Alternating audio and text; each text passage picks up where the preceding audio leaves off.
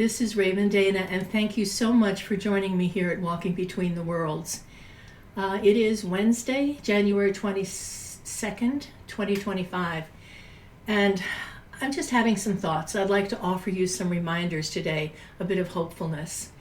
Even if you feel like we might be living in a Stephen King novel, I want to remind you that evil is always pushed back, that coincidences occur, that dreamers and unlikely heroes hear the call, come together, and restore the balance, that light always wins, love always wins. So when you find yourself afraid, hopeless, sinking down into the depths of despair, I just want you to remember this, that unlikely heroes, dreamers, who hear the call, resist, take action, and restore the balance. It is the way of things. So no matter what happens, I want you to be reassured that the light will win. The light will win. Love will win, and we will prevail. So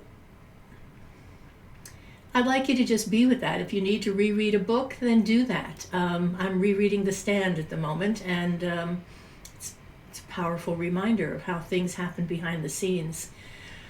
I'd also like to offer you this dream that I had last night. And for some, this would be a disturbing dream, but not for me. The dream was full of crocodiles and snakes. And I was in a very large space where there were quite a few crocodiles meandering around. And some of them were like coming up to me as though they were hungry, opening their mouths. And the person that was with me, who is the keeper of this place, someone I could not see actually, but I could feel was a very powerful figure, I'll say it that way, a demigod of sorts. I don't know who it was. But they kept opening a bag and handing it to me, and I would reach into the bag and pull out pieces about this big of what looked like some kind of jerky. And I was feeding it to the crocodiles. And I realized as I was doing that this stuff I was feeding them was the consolidated, condensed energy of hate, of evil, of fear, of hopelessness. And they were eating it, metabolizing it, and putting it to good use rather than letting it run wild through human beings. They were serving a good and useful purpose. And some of them came up to me like very hungry, like opening their mouths around my hand. Nobody bit me. Nothing bad happened in the dream. And it was fascinating that I finally got what was happening there. And also in the dream, there were snakes. There was a point at which a very large snake leapt off the ground and wound itself around my shoulders, not in any kind of a threatening way, but almost like I was wearing a cloak, a boa. And it just put its head up and it started looking around. And as the snake looked around, I was able to, by where the snake was pointing its little head, I was able to determine what direction I needed to go in. Again, a very fascinating dream considering, right? It's the year of the snake. And the dream was very powerful in the sense that when I woke up from this land of alligators and snakes, I felt like things under the surface are being taken care of. They're being handled. I dreamed a dream of setting things straight. So I just want to share that with you, that again, we have a choice, and we can add to the energy of fear and hate, or we can add to the energy of resolution and peace and calm. I am not suggesting the sit back and do nothing approach. I am suggesting the clear-headed, holding on to the light approach.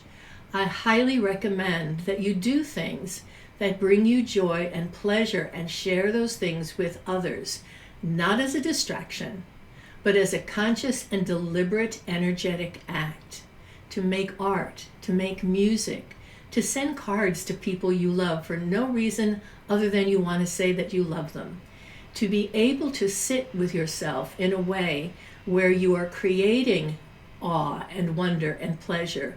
Maybe to step outside and look at the night sky, or to take a photograph and send that to a friend. So I'm going to encourage you to remember that what you put your attention on grows. And that I, for one, don't want to feed the dark side of the story here. And I don't mean the darkness the darkness can be the quiet of winter in a positive way. You know what I'm saying is the soul-sucking evil that is hatred and bullying and divisiveness. So I'm going to encourage you to pay attention to your thoughts. And let's not lean into those thoughts. Let's not, by making them wrong, add to the power that they have. Just be aware of that. Just be aware that we can hold the space and be kind to each other and be ready to take action and resist in a way that calls the light into being. Those are my thoughts for today. Later on, I'm going to post a meditation that goes along with some of these thoughts. So please have a day that works for you. Do something kind for yourself and for someone else. Let yourself find a moment of beauty and pleasure. Add to the light. Thank you for tuning in to me today. I'll be back later with a meditation. Bye now.